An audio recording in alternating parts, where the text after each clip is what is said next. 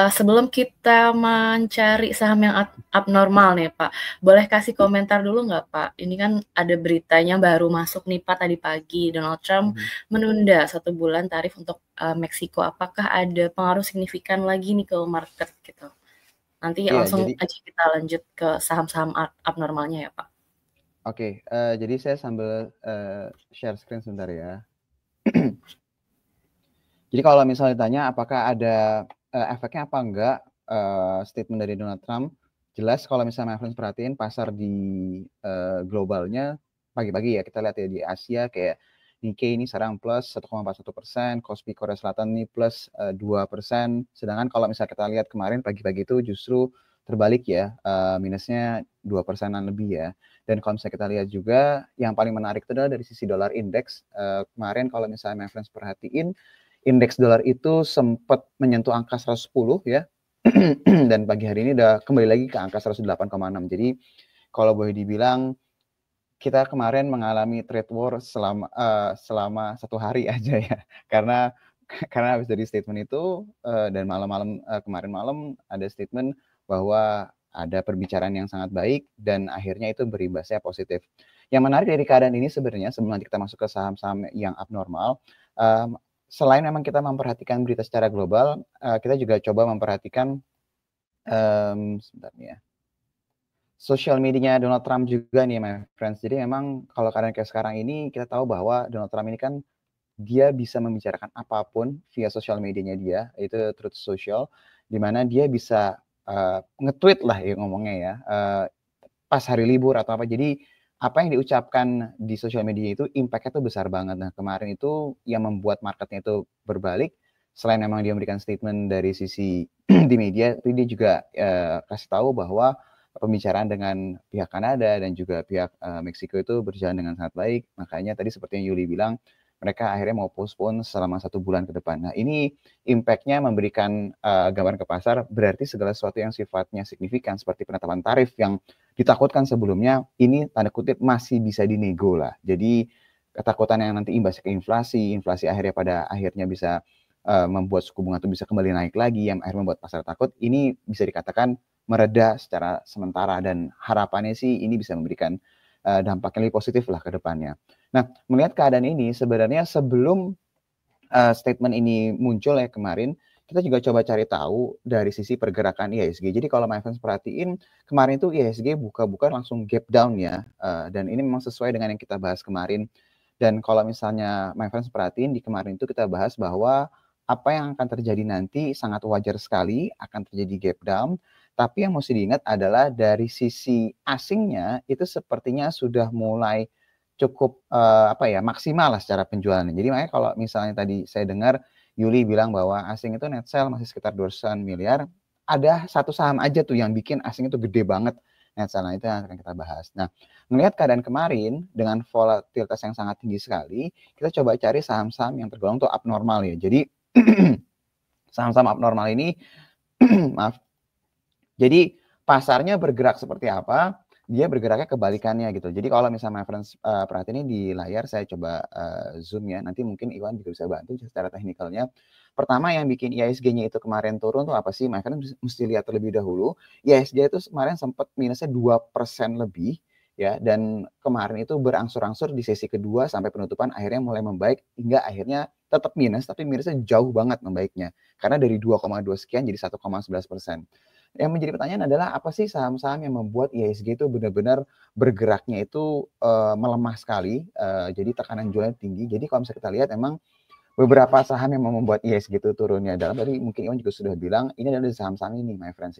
Cuma kalau saya boleh bilang yang memang paling kerasa nih ada di 5 terbawah ya, ini ada si Pani, ada si Brand, ada Aman Mineral, dan satu-satunya saham banking itu Bank Mandiri nih yang memberatkan pergerakan indeks.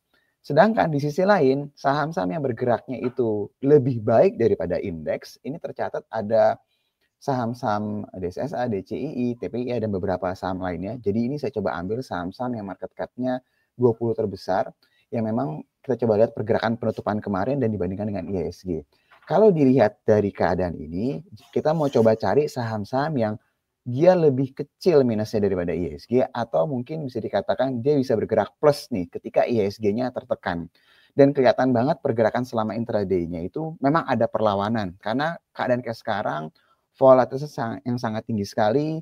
Nanti mungkin si Donald Trump bisa memberikan statement apalagi gitu ya ketika kita libur atau besok malam, kita harus cari saham-saham yang memang dia itu secara pergerakannya tergolong agak abnormal gitu terhadap pergerakan indeks. Nah, kalau kita lihat indeks itu kemarin minusnya 1,11%, yang saham-saham memang tergolong positif atau mungkin minusnya di bawah indeks itu ada beberapa nama ya.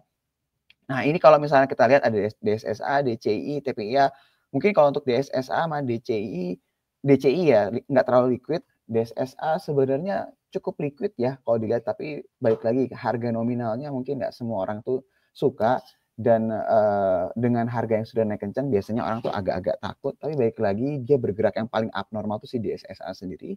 Terus juga kita ada nama-nama seperti TPIA, SMMA. Nah, yang menarik itu ada nama saham BBRI nih my friends. Jadi kalau kita lihat kemarin ketika IISG-nya itu performanya kurang oke, beberapa banking itu justru performanya lebih bagus daripada indeks. Jadi yang jelek itu cuma Bank Mandiri doang. Jadi kalau misalnya tanya kira-kira banking gimana, ini kan saya udah lihat nih ya, pasti setiap pagi selalu ada pertanyaan tuh banking gimana. Yang jelas kalau kita dari pergerakan kemarin, saham-saham perbankan itu bisa dikatakan pergerakannya itu lebih baik daripada indeks.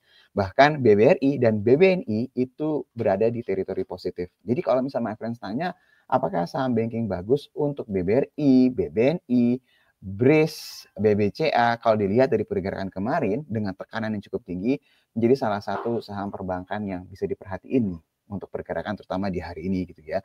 Karena kalau kita lihat dolarnya itu indeks dolarnya berbalik, jadi harusnya bisa memberikan sentimen yang positif juga nih. Asianya pun juga bagus, harusnya IHSG juga ikutan bagus nih. Nah, cuma yang harus diperhatiin nih my friends, Bank Mandiri dialah yang tadi saya bilang satu-satunya saham banking yang pergerakannya di bawah indeks dan yang paling besar kena net sell dari asing. Jadi yang kemarin bikin net sell asing itu sampai 200 miliar lebih, Bank Mandiri itu 400 miliar sendiri. Jadi sisanya di bawah Bank Mandiri itu ada BCA, tapi BCA itu cuma 40 miliaran lebih lah. Jadi angkanya tuh kecil banget.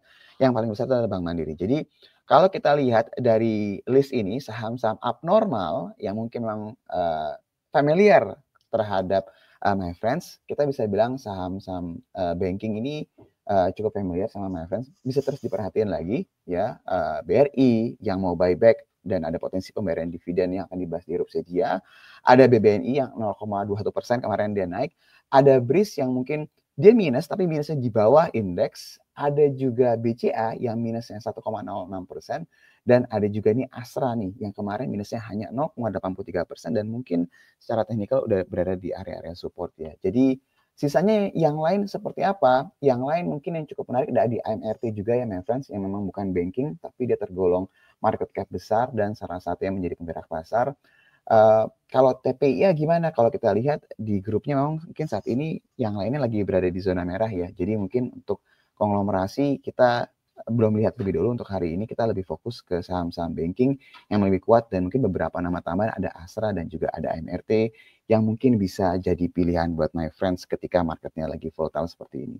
Itu mungkin ide dari saya kembalikan lagi ke Yuli.